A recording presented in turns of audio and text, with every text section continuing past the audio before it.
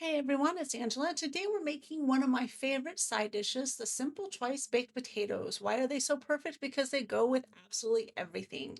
We're going to prep these potatoes and pop them into a 450-degree oven. It takes about an hour, hour and 15 for them to be done. The debate as to whether or not you're going to wrap them in tin foil is up to you, but we like crispy outsides, so they are going straight in the oven as you saw.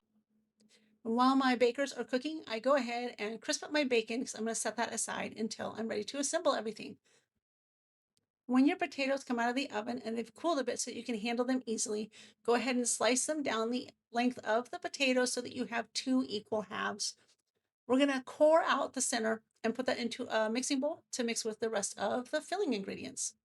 Use a spoon, leave plenty of the edges intact so that your twice baked potatoes don't fall apart, but core out the majority of the inside of each potato.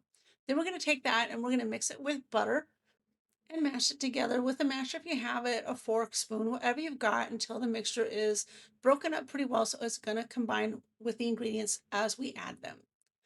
Next, we'll add the sour cream, and I'm using heavy cream. You can use milk, half and half, whatever dairy you have on hand. And then add your seasoning and then add the cheese, shredded cheese, as much as you want. I reserve some for the top of the twice baked potatoes, but you can mix it all in if you want.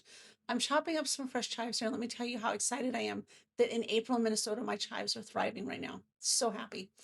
And I chopped up my bacon, and then I'm going to stir this just until it's evenly distributed, and then we'll start loading the twice baked potatoes back up. Make sure your oven is at 375 so that we can do that second bake. Portion out the filling into each of your potato skins and then pop them into a greased baking dish.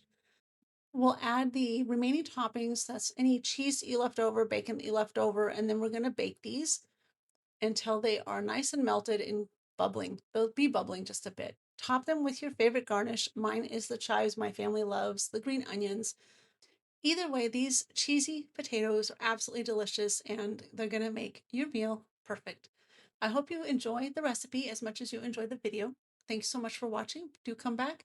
Check out Bake It with Love, where there are over 2,000 recipes to help you love the food you make.